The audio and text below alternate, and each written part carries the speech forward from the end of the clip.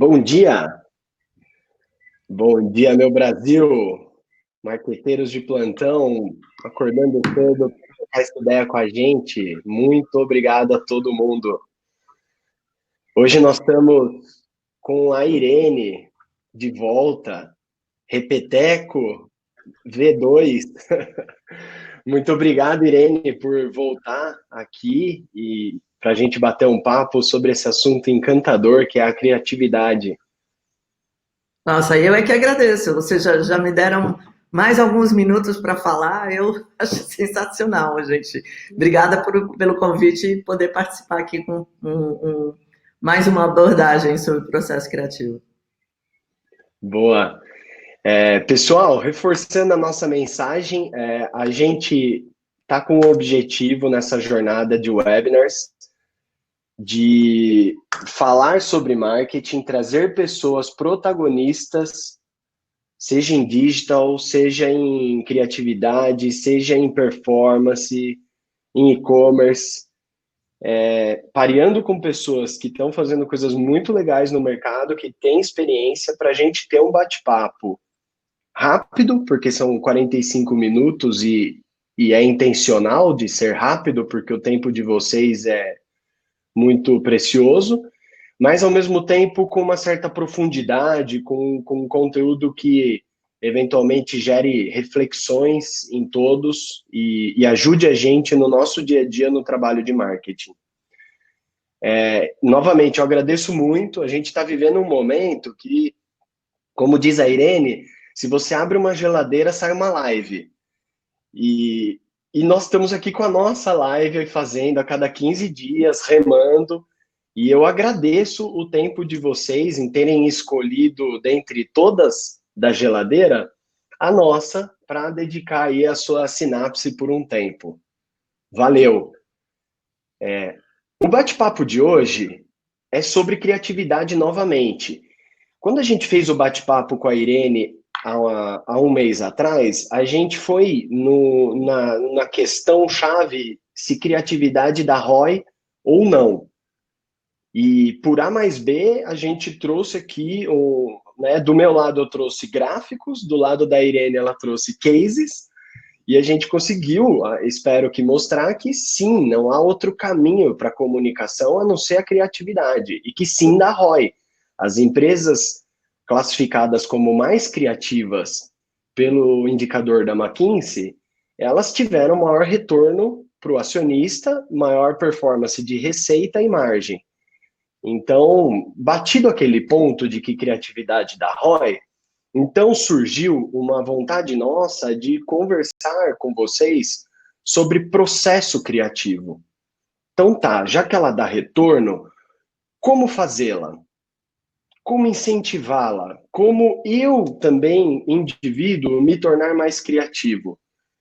Então hoje o bate-papo é sobre processo criativo. Como que a gente estimula a nossa equipe a ser mais criativa.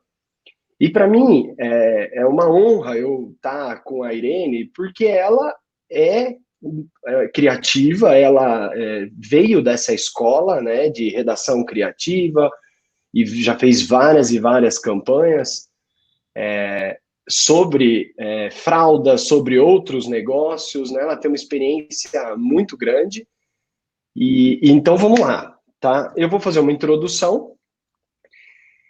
Eu sempre me julgava, eu não sou criativo. Eu caí no mundo de agência, eu sou engenheiro por formação, e eu caí no mundo de agência por ver uma oportunidade de negócio. Eu vislumbrei, olhei e vi que o digital ia fazer uma revolução nesse mundo de prestadores de serviços de comunicação.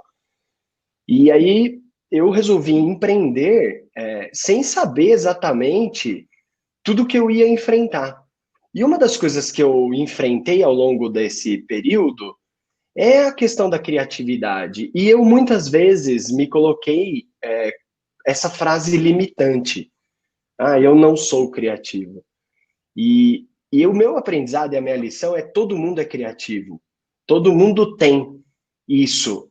Basta treinar. É como qualquer outra habilidade. a gente treina. É óbvio que tem pessoas que já têm mais facilidade e tem outras que não, mas todo mundo pode se tornar criativo. E depois de algum período treinando bastante, eu acho que hoje eu consegui sair do outro lado, me sinto mais criativo e me sinto, o mais importante, em condições de incentivar a criatividade na equipe. Porque é com equipe que se faz a coisa acontecer, né? Na publicidade. O meu bate-papo aqui, eu comecei um raciocínio que me remeteu a um livro que eu estou lendo, que é uma breve história sobre a humanidade, chamado Sapiens, o livro. Não sei se vocês já leram. Para mim, abriu a cabeça porque publicidade, comunicação é sobre falar com seres humanos. Então, entender os seres humanos faz muito sentido para você conseguir fazer um trabalho melhor, mais efetivo e até mais criativo. E a nossa humanidade, ela passou, né, por 4 grandes fases.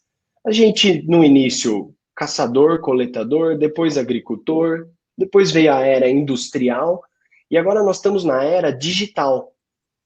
E isso muda muito, por quê? Se a gente comparar as duas eras recentes, né, a era agora que nós estamos vivendo, a era digital, com a era anterior, a era industrial, ela tem uma coisa muito forte de diferente, que é a necessidade de ser criativo. Quando a gente fala em era industrial, é uma era de reprodução, em que é muito bem retratado no filme do Charles Chaplin, Tempos Modernos, caricaturizado, né? A questão de reproduzir. Uma vez alguém embolou algum modelo de carro, vamos reproduzi-lo sequencialmente e eventualmente até em volume para atender toda uma demanda que não era assistida. Hoje a gente vive em uma era digital em que a gente não necessariamente reproduz, mas a gente produz. E aí a criatividade é essencial. Ela precisa estar em todo mundo. Ela não é algo que um redator criativo somente precisa ter. Um gestor de projetos, assim, independente da sua função, hoje você vivendo na era digital, ou como outros dizem no campo de negócios, né, a geração de modelos de negócio, Business Model Generation, a gente precisa de criatividade, é um modelo de produção e não reprodução. E quando a gente fala em comunicação, tem uma coisa que eu acredito ser o pulo do gato, ou a coisa mais importante, que é o seu target, o usuário, o ser humano. Muitas vezes se fala em customer centric, mas no fundo o customer, ele é um ser humano. Ele tem medos, ele tem anseios, ansiedade, né? E se a gente entende esse ser humano com quem a gente quer conversar e se insere no contexto de vida dele, a comunicação ela é menos invasiva e ela é mais útil. Seja o útil do ponto de vista de entretenimento, seja o útil do ponto de vista de útil mesmo, de ajudar a pessoa a desempenhar o seu papel como pai, mãe ou como profissional, enfim, ela viver melhor. E aí eu tenho um ciclo, né, que eu costumo bater muito na tecla em observa esse usuário, entende ele. Às vezes a gente entra em discussões, né, na publicidade, não, mas o usuário não pensa assim, o usuário não gosta disso. Às vezes as falsas premissas nos remetem a criações que não dão certo. Então, observação do usuário inclui, inclusive, pesquisas, ligações para o target, conversas, uma análise mais profunda. sobre quem é essa pessoa com quem você quer conversar. E isso serve desde quando você quer conversar com dona de casa, donos de casa, jovens, ou seja, públicos amplos, ou até quando você quer conversar com um público mais restrito. Por exemplo, eu estive recentemente num desafio de conversar com um anestesiologista. Para começo de conversa, eu nem sabia que era assim que falava, quando eu recebi o briefing. Eu tratava como anestesista, né? E aí entrevistar, ligar, deixa eu conversar aqui 5 minutos com você, e entender melhor essa pessoa com quem você vai conversar, isso faz toda a diferença, né? Síntese. Depois de conversar e fazer as conversas exploratórias, afunila, põe em bullet point as conclusões e traz para o time entender e pôr mais cartas em cima da mesa, né? Criação é um processo de olhar todas as cartas em cima da mesa e conectar, achar conexões entre elas, escolher as que você quer usar e achar conexões entre elas. Voltando nessa questão de as duas eras, porque eu acho que isso abriu minha cabeça para querer falar sobre criatividade, dado o tamanho da importância que é ser criativo hoje em dia, para a gente poder ter um dia a dia com performance bacana, né, no trabalho. Então, voltando para a era industrial, olha o passado, escolhe a melhor alternativa, procura o que você acha que ali pode funcionar, exclui todo o resto. É um processinho, pá, pá, pá. O que a gente vê hoje é que, apesar de eu ter desenhado na era digital esse processo linear, ele não é linear. E ele é um pouco mais difuso do que o reprodutivo, né? Quais pontos de vista eu posso olhar para esse problema? Eu tenho novas perspectivas? Tem alguma coisa que não está escrito no briefing? Tem alguma coisa que não é óbvia e que está relacionado a esse assunto? Existem outras formas de eu resolver esse problema? Teste, né? Testar hipóteses, elencar hipóteses e testar hipóteses. Às vezes o teste de hipóteses pode ser sim com comunicação. Às vezes o teste de hipótese pode ser sim com conversas com o target ou com pesquisa quant. Portanto, resumindo, eu acho que abrir, explorar e fechar. Se o projeto está com uma grana bacana, sabe, o explorar dá para ser com pesquisa quali, focus group, sala de espelho, pesquisa quant. Se o projeto ele é mais startup mode, do tipo, pessoal, não temos tanto budget, vamos ver como a gente consegue conectar os pontos, o processo de exploração ainda assim precisa acontecer. E aí, em vez de eventualmente fazer investimentos com pesquisa, é pegar o telefone você mesmo, né? Eu tinha um chefe que falava, get out of the building, né? Saia do prédio. É só uma expressão, né? Hoje a gente está na nossa casa, mas assim, sai do conforto do computador, dos achismos e das coisas que você tem aí, e vai conversar com quem você tem que criar, para quem você tem que criar. Então, nesse processo de abertura e exploração, eu trago aqui alguns ingredientes que eu acho que são princípios ativos, tá? Para isso acontecer, ou catalisado, para isso acontecer, potencializado. Então, o primeiro princípio ativo para mim é insights, é pôr na mesa ideias. Quanto mais melhor, sabe? Quantidade de ideias no início de um processo de criação é importante. A gente costuma dizer lá na agência que nenhuma ideia é ruim. Põe na mesa. Muitas vezes, as ideias vêm para a mesa não lapidadas, e aí outra pessoa consegue criar em cima daquela ideia não lapidada. Então, não dar uma ideia porque ela não está lapidada, porque ela está solta, porque ela está jogada, é um desperdício de uma oportunidade que pode ficar grande.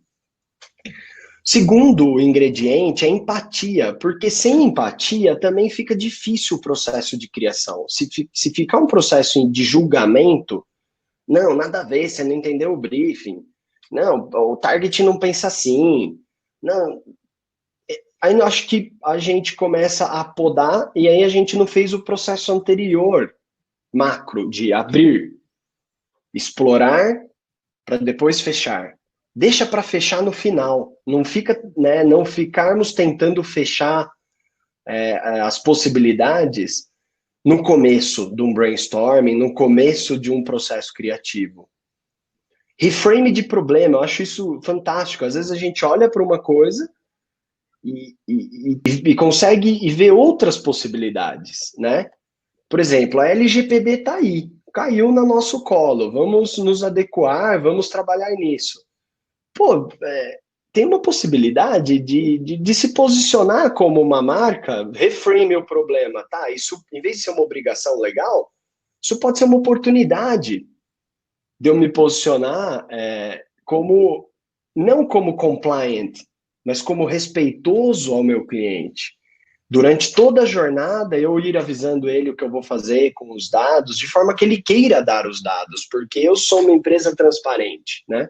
Isso é o reframe do problema. Em vez de ser um problema de compliance, é um problema, é uma oportunidade de posicionamento. E disciplina, eu acho que assim, às vezes mistura-se a ideia de que criativo é lampejo e criativo a criatividade para sair precisa de disciplina. A gente, quando recebe um briefing, a gente tem uma disciplina de fazer 4 reuniões antes de fechar qualquer ideia. E nessas reuniões a gente segue um protocolozinho, que é uma disciplina, um processo de criação. E que passa por todas essas fases que eu estou falando. Uma das coisas mais importantes que eu aprendi com o meu time foi a pergunta: como poderíamos? Né? Como poderíamos surpreender esse cliente que a gente quer passar tal informação? Quando a gente faz um processo de criação em que as pessoas envolvidas têm perguntas na mesa de como poderiam ser as coisas, como poderíamos encantar, como poderíamos surpreender, ela acaba que faz as outras pessoas do time pensarem.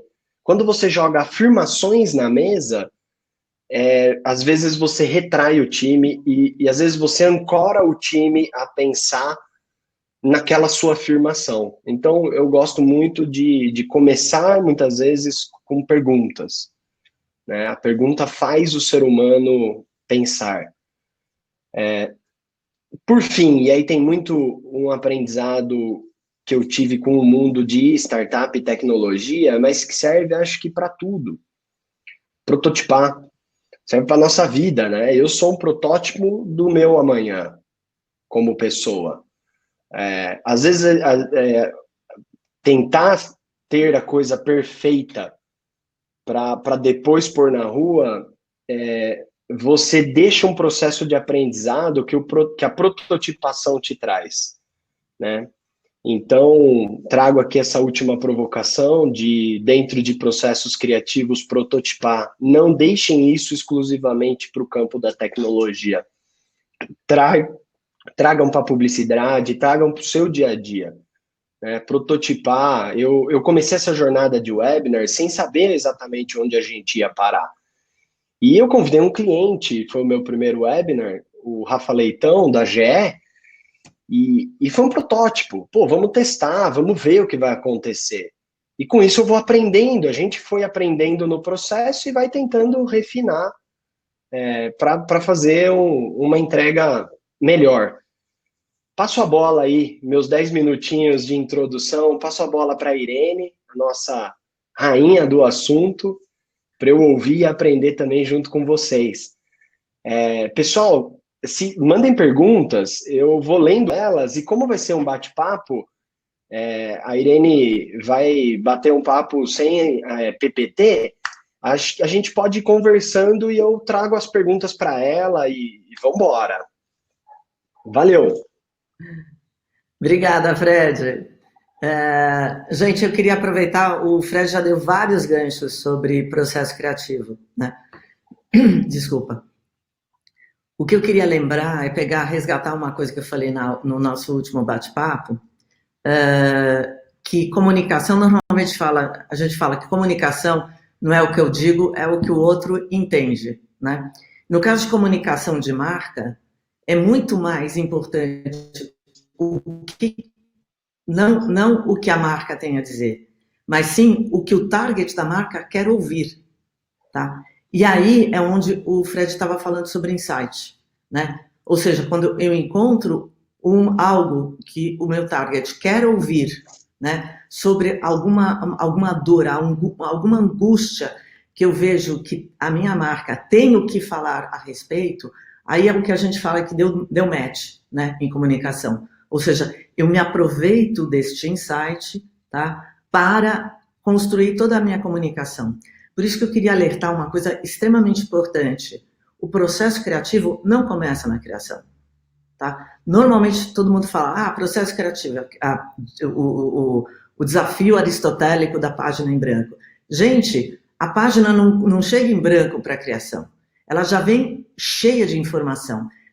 E aí é que eu quero me atentar em relação ao briefing, que normalmente é tratado de uma maneira muito displicente, né? É alguém que não tem experiência, que acaba preenchendo aquelas perguntinhas que normalmente até aquela estrutura de briefing está construída no século passado, tá? Ainda vejo briefings escritos com Unique Selling Proposition. Gente, a gente já está no ambiente digital e como o Fred estava falando, um ambiente criativo onde as marcas precisam se inspirar nessa proposta mais fluida, mais líquida de conversar com seu target. Ou seja, eu tenho que esquecer essa coisa, a minha proposta única de venda. A gente está num mundo que a gente precisa engajar, a gente precisa envolver, porque a gente quer que a pessoa, o nosso target, vire propagador da nossa marca. Ou seja, na hora que eu transformo quem ouve a comunicação em mídia, a gente está jogando um jogo completamente diferente, tá? Então, qual é o assunto do target que eu vou explorar, que ele vai querer ouvir e vai compartilhar? Então, primeira coisa, o briefing já tem que ser criativo. Uma metáfora. Se eu chego numa farmácia e peço um analgésico que eu estou com dor de cabeça, o cara vai tentar me entregar, digamos, a agência devolveria o quê? Um analgésico numa embalagem super bacana, chamativa, atraente, mas continuaria não resolvendo o problema do fígado, que está causando a dor de cabeça.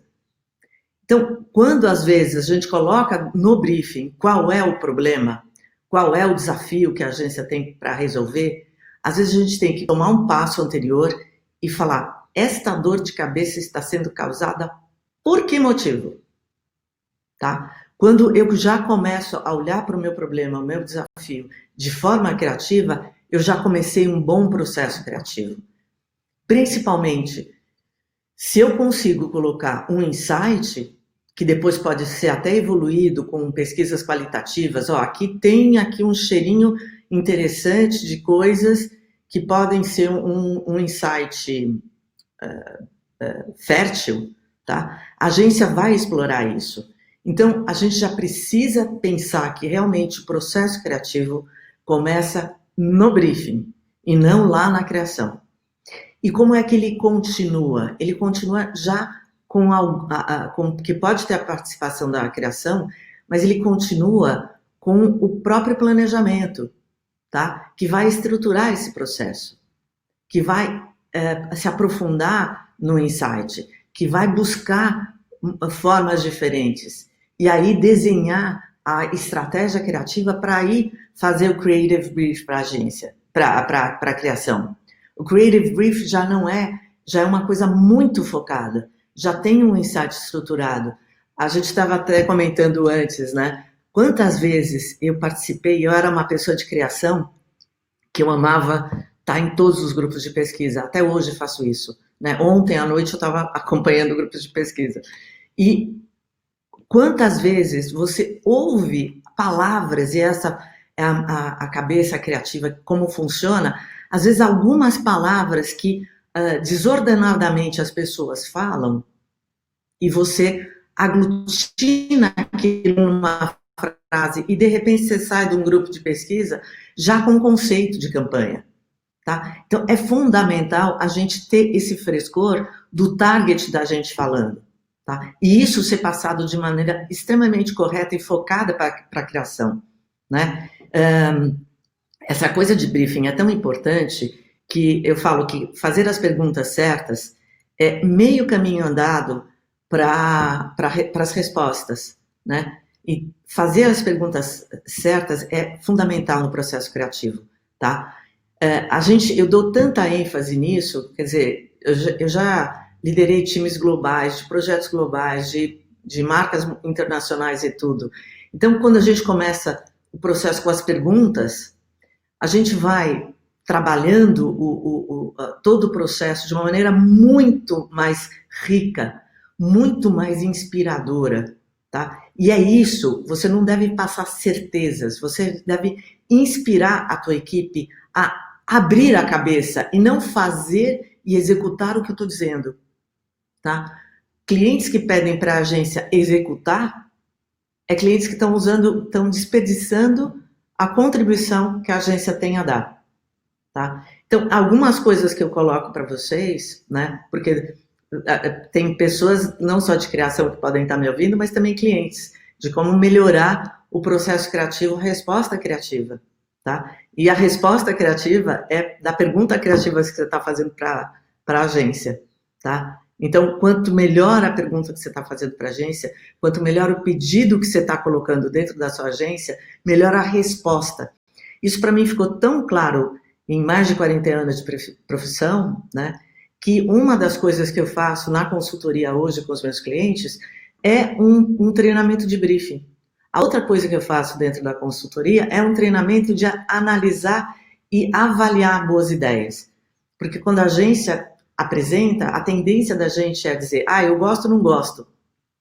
Pera, deixa eu colocar essa coisa pessoal um pouco de lado, tá? A agência também pode fazer isso na hora que ela avalia ideias, tá?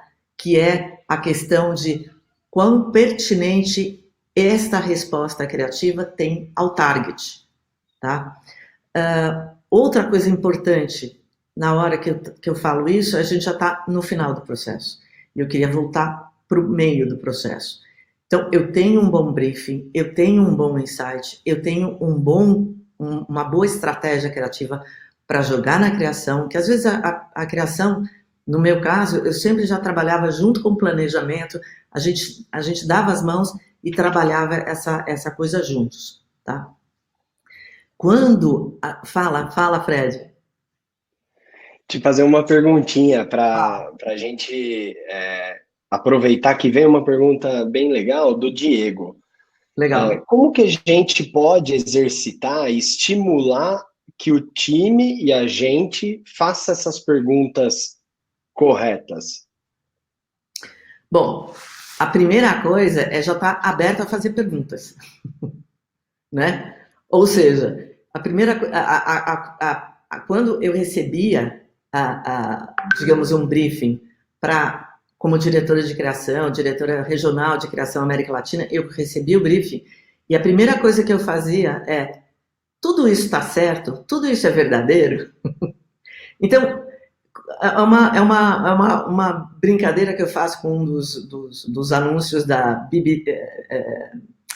DDB icônicos dos anos 60, dos áureos anos criativos dos anos 60, nada é sagrado. Ou seja, um briefing não deveria ser sagrado, porque a gente deve perguntar, deve se questionar. Eu passei por situações onde eu apresentava para o presidente da empresa, ele falou, mas não é nada disso que eu pedi, né? Então, dentro do processo dos níveis hierárquicos, essa informação lá dentro foi distorcida, não intencionalmente, ninguém estava sendo sacana, tá? Mas na hora que isso foi sendo passado e o briefing finalmente chegou para a gente e a gente digeriu, quantas vezes eu cheguei para apresentar e falando, mas não é isso. Isso não vai resolver. Então, o processo de comunicação começa muito antes da gente criar a comunicação, né? Então, eu sempre me sento e falo, putz, será que isso é isso? Ou será que tem outra maneira de resolver isso? Diego, não existe uma fórmula, tá? Porque se existisse uma forma para a criatividade, a primeira coisa é, na segunda vez que você repete a fórmula, ela deixa de ser válida.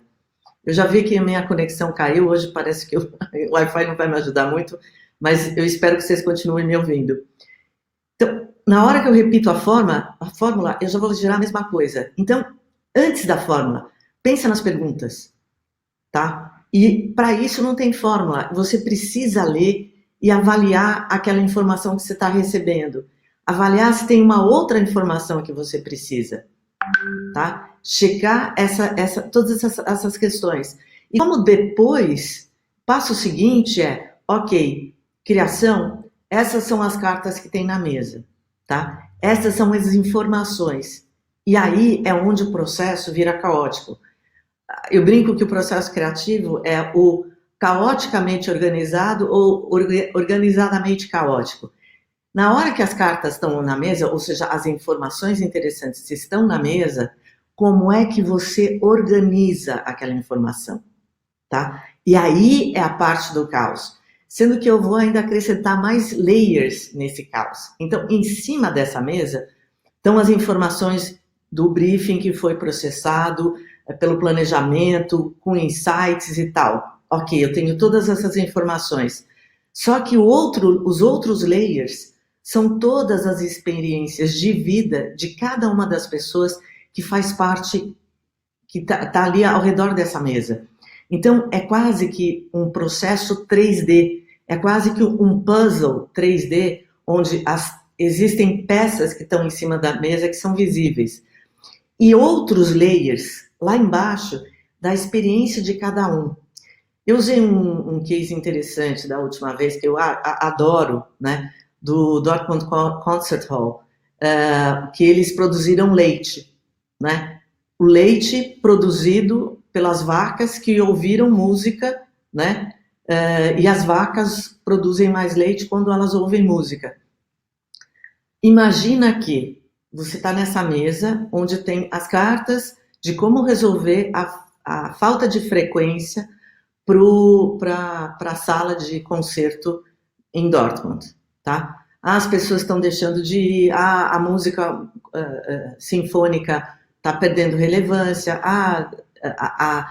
o lugar não é convidativo e por aí vai, né? Alguém, em algum lugar, em algum momento da vida, falou, nossa, sabe que uma vez eu li que as vacas produzem mais leite quando elas ouvem música? Essa informação, esse puzzle que foi colocado lá embaixo, tá? Virou para cima da mesa na hora que a pessoa falou e, de repente, montou, usando as cartas, né? Montou uma tremenda mão, né? Que gerou todo o trabalho, ou seja, gerou toda a resposta criativa. Então, esses layers que não estão na mesa, que é trazido pela vivência das pessoas, é fundamental. E aí, o processo criativo tem 2 momentos extremamente importantes, tá? O momento do caos, ou seja, o momento onde eu tenho a ebulição. E o que eu chamo de ebulição? Eu coloco essas cartas que estão em layers lá mais embaixo, eu vou colocando essas novas cartas na mesa, aumentando a minha possibilidade de fazer uma tremenda de uma cartada, né? Eu posso estar falando besteira, se alguém achasse nesse momento e falasse, para de falar besteira, o que tem vaca a ver com música clássica, né? Você estaria matando a solução. Então, o momento de ebulição não é um momento de crítica, tá? Porque, de repente, na hora, não deu a sinapse, não fez o link in the dots, tá? Esse de repente, foi um post-it, um papelzinho que a gente colocou com durex ali na parede, as vacas produzem mais quando ouvem música, tá? E aí, a gente vai colocando um monte de coisas que parecem caóticas, mas é a ebulição criativa, que não pode ser misturada com a avaliação das ideias. Então, vai pondo, vai enchendo parede, vai colocando em todos os lugares possíveis os teus post-its, tá? Dorme, vai embora, fecha a porta, tranca, apaga a luz. No dia seguinte, você pode começar uma análise. Porque dormir, quantas vezes eu falei, essa puta ideia e tal. Fui dormir, no dia seguinte eu olho aquelas 50 ideias, falo, nossa, daqui nada presta, lixo, tudo de novo, tá? Precisa ter esse afastamento, precisa ter esse distanciamento, inclusive, porque não tem como não mexer com o ego da gente, né? Cada ideia é quase que um filhote, tá? Mas a gente precisa de um filho, não um filhote, né? Então, alguma coisa que emocione não só a gente, como todo mundo que está nesse processo, dizer, putz, essa é a grande ideia, tá? Então, esse distanciamento, essa ebulição precisa ser um processo anterior e só depois eu vou para sedimentação. Puta, ebuliu, agora sedimenta. Nesse processo de sedimentação, o que é que sobrou? E às vezes é onde eu vejo coisas que se sedimentaram e aí eu vejo novas formas de olhar para todo aquele conteúdo que foi gerado no dia anterior. Eu continuo criando sinapses mais novas, de uma maneira organizada. Então, organizo, crio o caos, faço a ebulição, sedimento, organizo de novo. Tá? O que o Fred está falando, abre e fecha. Né?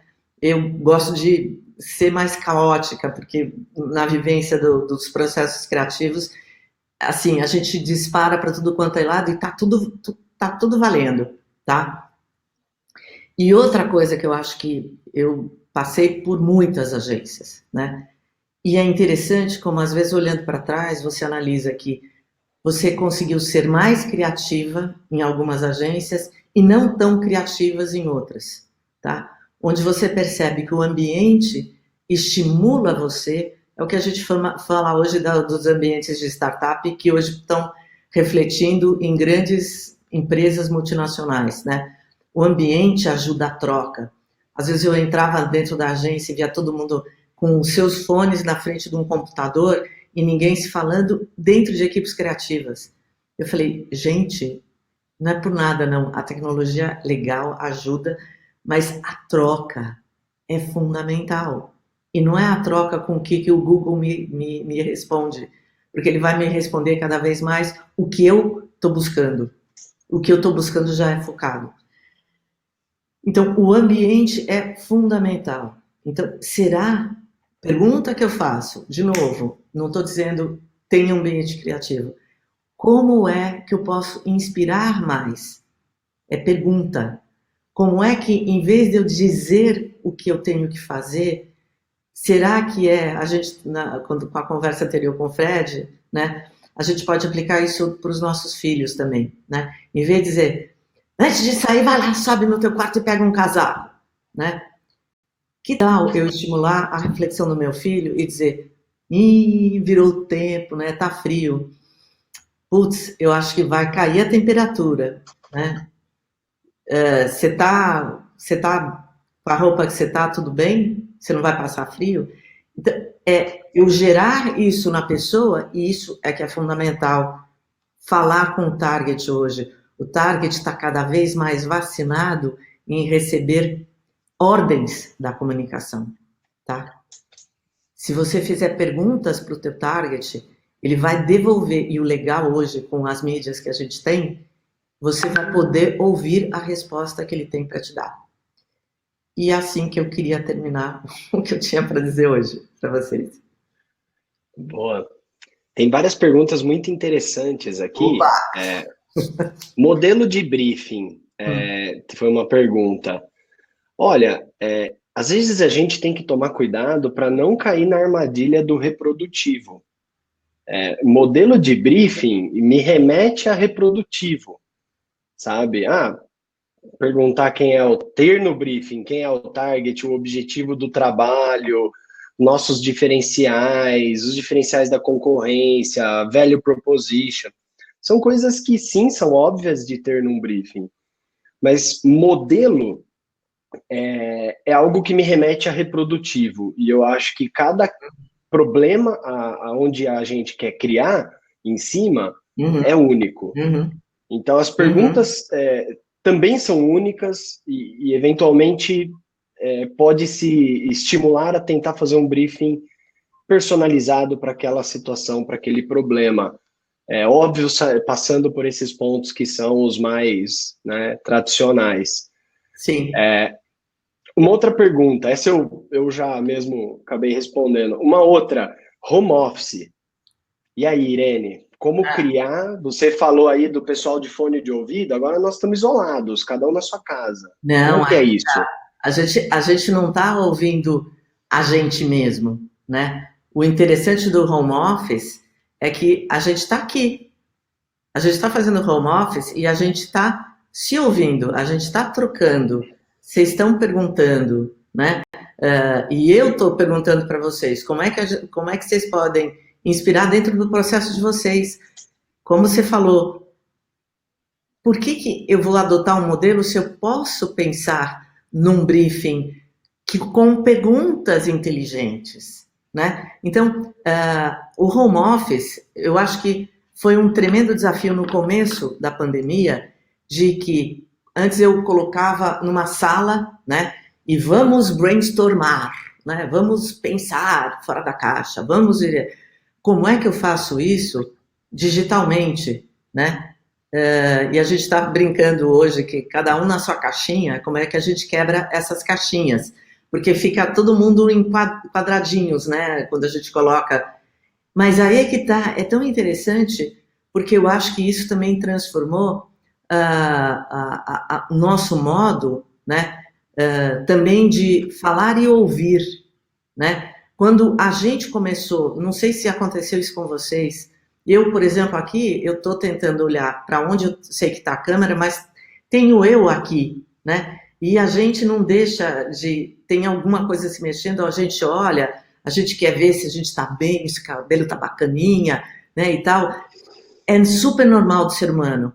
E nesse momento, quando a gente está se enxergando e a gente está vendo como a gente está falando, a gente começa a ter uma análise também do que a gente está falando, e é quase a gente está se dando retorno do que a gente está propondo para as outras pessoas.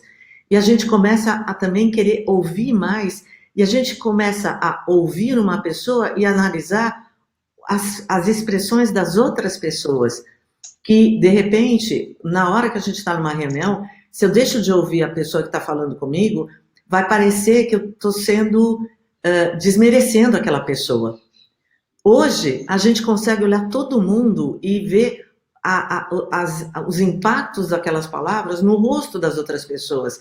Ou seja, tem um ganho aqui. Claro que eu, particularmente, gosto mais de um processo pessoal, mas não dá para ter hoje. Ok, o que a gente pode aproveitar e explorar dessa nova ferramenta que a gente precisa usar? Então, tem muitas ferramentas que foram desenvolvidas para ter post-its digitais e trocas e tal, e eu acho que coloca todo mundo, na hora que coloca esses quadradinhos, que parece uma coisa que enclausura, mas na hora que você coloca todos os quadradinhos juntos, de novo, eu começo a ter uma troca, eu começo a visualizar o meu todo. Eu não sei, isso está acontecendo comigo, e a pergunta é extremamente interessante, porque isso impacta no processo criativo, com certeza. E é dançar conforme a música, né? Então, assim, não temos o presencial, mas temos outras coisas. Eventualmente, a gente tem que repensar o processo criativo, incluir mais reuniões Ou em que a até gente vai fazer... criar ferramentas, né? Ou seja, Pô, criatividade não é só naquele problema, falando, putz, a gente está usando aqui uma ferramenta que não nos. Como é que a gente vai fazer? Vamos usar isso para tal momento, isso para aquele tal momento. Eu estou vendo um monte de gente fazer coisas interessantes nesse momento, né? É. O Antônio fez uma pergunta que me toca bastante como engenheiro que sou. Ah, Dados, e os dados, como a gente traz dados para criar e isso não atrapalhar o processo criativo, pelo contrário, ajudar. A minha resposta, Antônio, é assim: dados são mais cartas. Referências vivenciais são mais cartas. Campanhas passadas, ideias passadas são mais cartas. Tudo são cartas em cima da mesa. Então, os dados, eles são sim importantes. Se para o processo de brainstorming conseguir plugar alguém de BI que traga dados para o momento, eu acho super interessante, porque dali, dessas cartas, pode ser cartas que a gente queira escolher para conectar os pontos e criar em cima. Eu sou super orientado a dados, acho que isso não é tudo no processo, são simplesmente não, mais cartas em cima da mesa. exato. E tem um distanciamento, ou seja, eu coloco uma carta e não fico olhando para ela. Ai, não, mas eu pus essa carta. Essa carta é super valiosa. Gente, assim, vai colocando cartas na mesa, sabe? Quanto mais cartas você coloca na mesa, mais rico e fértil a mesa fica, né? E o Fred está falando, tem muita gente que me fala que eu sou o dicionário de Cane, né? Porque toda hora a gente está fazendo, falando, não, tem uma campanha de 96 que parará, barará. Essa é a vantagem da experiência, gente. Então, quando você fala, putz, a gente está falando de uma coisa que tem uma execução aqui, e olha que legal. E às vezes eu brinco com, principalmente com os meus alunos e as minhas equipes também,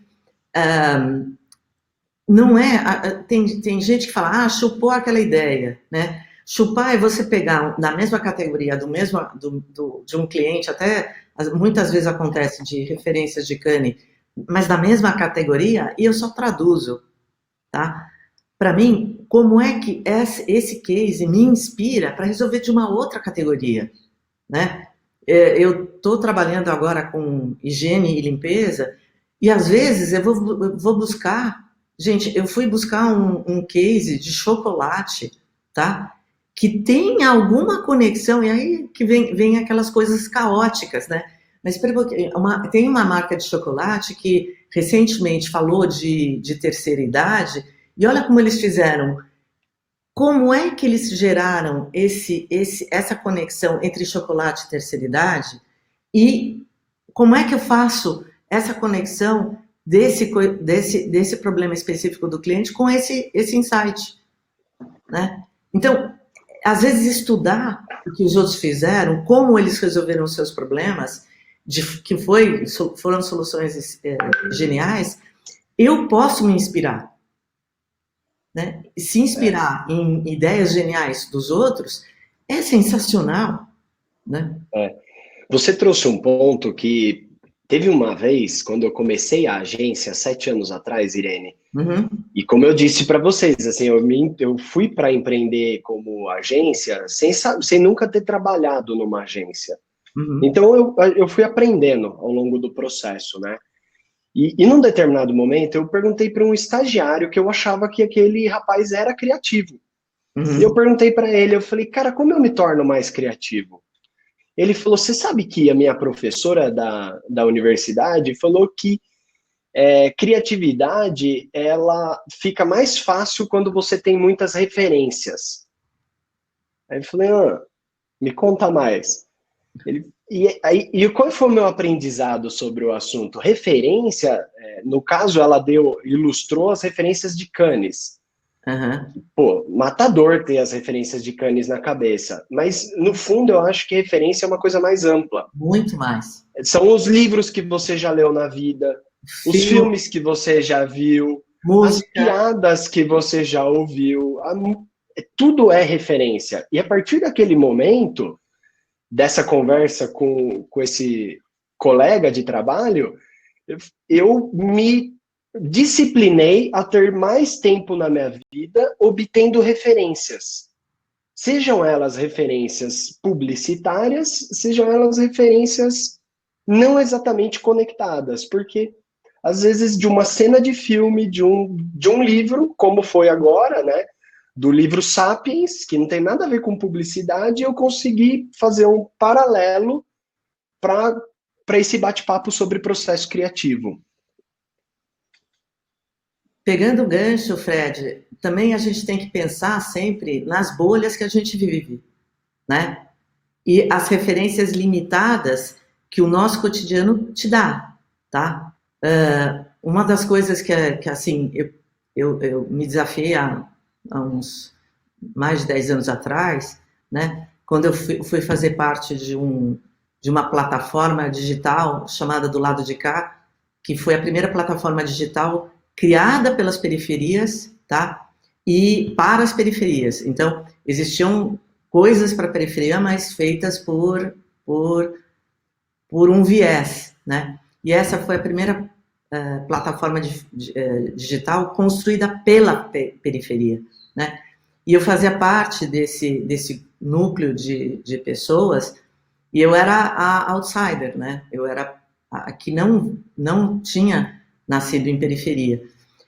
Isso me deu uma riqueza de referências, uma riqueza de coisas. Até hoje eu continuo trabalhando com eles em projetos e tudo, e a visão nossa de mundo, por isso que viajar é tão importante. Mas às vezes viajar é só atravessar o rio, sabe? É o do lado de cá do rio, é da ponte, não, a gente às vezes não precisa ir longe para ter contato com uma cultura, uma nova cultura, um outro ponto de vista, de pessoas que tiveram uma experiência de vida completamente diferente da sua e que falam a sua língua, né? Nem sempre, né? Ou seja, a gente começa a entender que existem as formas também dessas pessoas falarem, que é específico deles. Então, é muito rico, e a gente trabalha em comunicação. Quanto mais a gente ampliar esse horizonte de informação e de linguagens, mais eficiente, aí volta no nosso papo anterior, né, da questão da eficiência. Mas é isso, ou seja, é a gente sair do nosso ego cotidiano, né, e quebrar essas barreiras, quebrar e ir além dessas fronteiras.